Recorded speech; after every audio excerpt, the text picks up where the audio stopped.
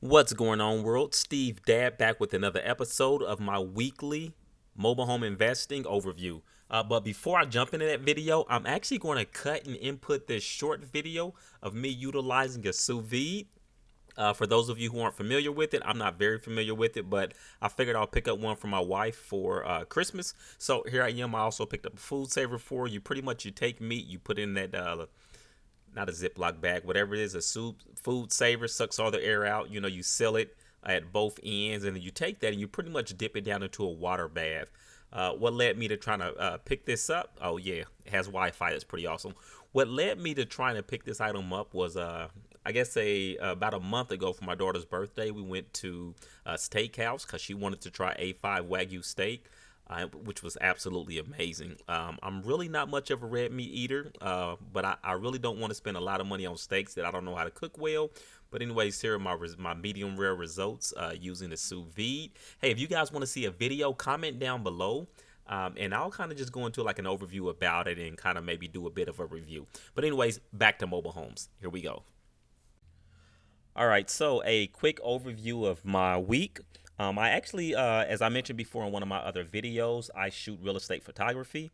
So I had a photo shoot that was probably about 5 minutes from a few of the mobile home parks that are located kind of towards Pendleton or on the northeast side of Indianapolis.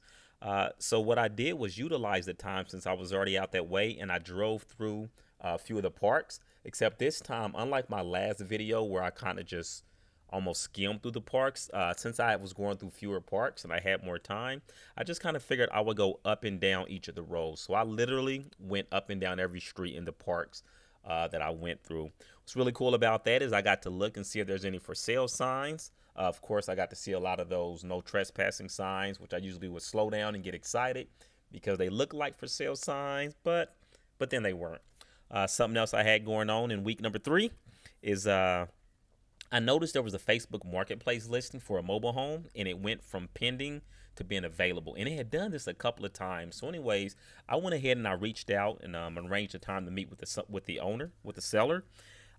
Once I got there, well, before I got there, she let me know that her kids were going to be present, et cetera, which was fine with me. I have children of my own.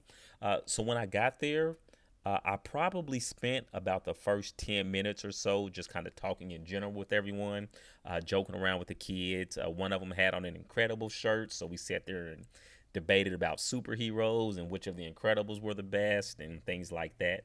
So just being relatable. And I actually kind of waited for the homeowner to kind of initiate the business-based discussion. And once we got started with that discussion, on my end, it was a lot of listening.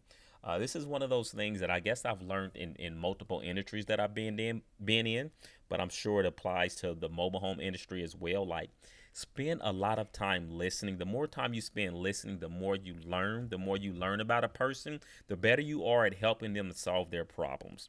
Let's see what else happened this week.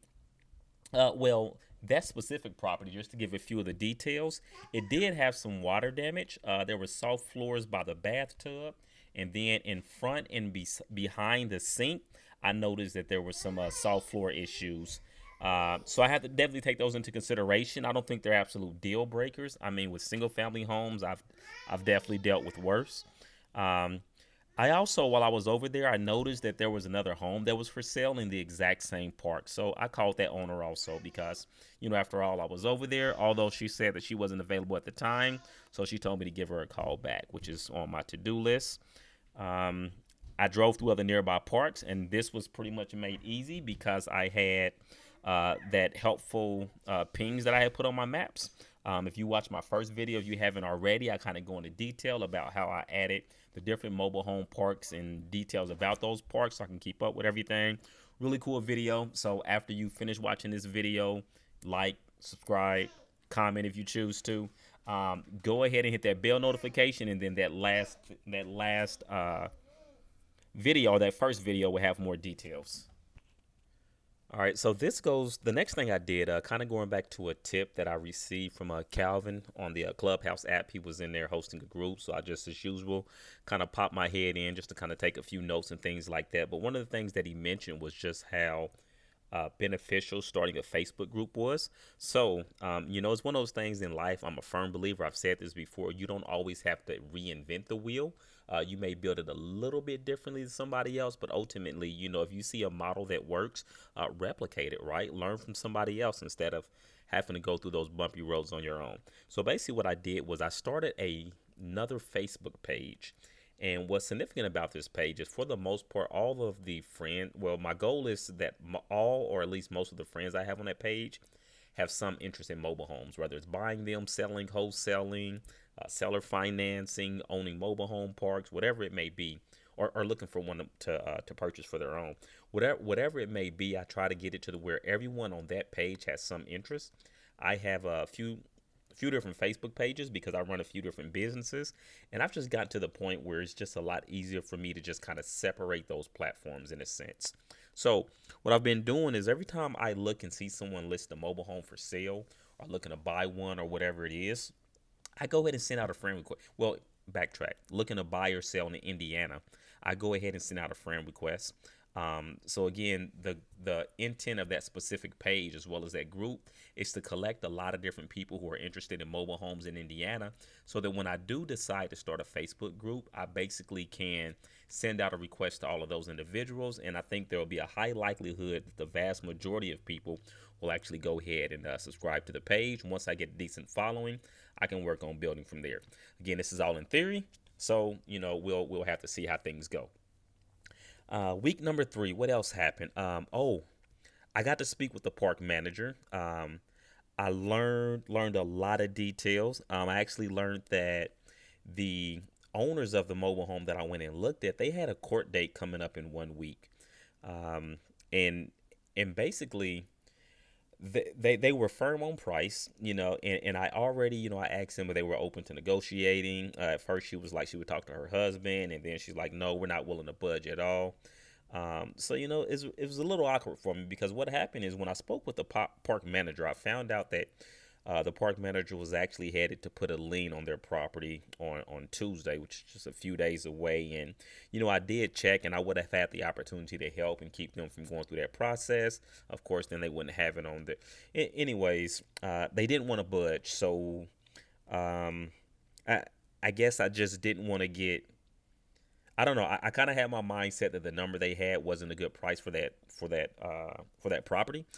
Thankfully, from my investing with single family homes, or that experience investing with single family homes, I've learned not to get emotional with deals. So when I realized we couldn't see eye to eye on numbers, that was fine.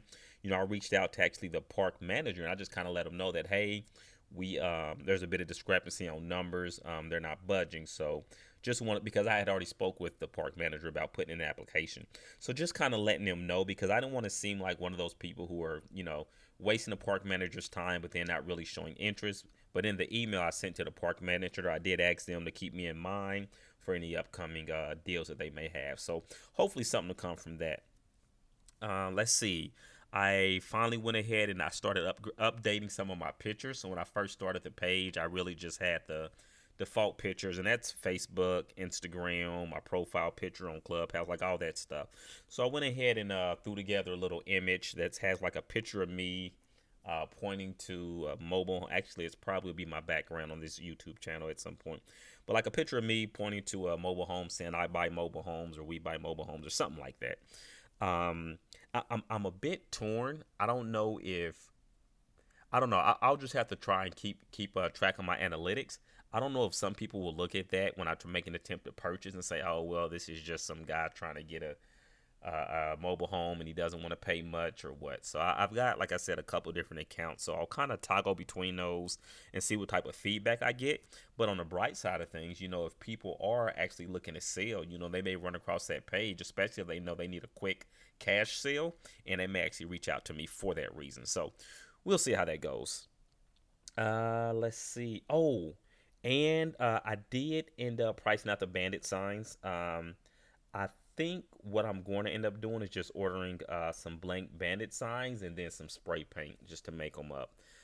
Part of that is because phone numbers will be changing, and this is week number 3 for me. There's a lot I don't know. I don't want to invest. I'm not afraid to invest in the business. I don't want to wastefully invest a ton, if that makes sense. So I looked through some of the bandit signs that were available online. I kept finding some that say we buy houses and things like that, but I actually really wanted to narrow it down and make it very specific so people knew for a fact that I was interested in mobile homes.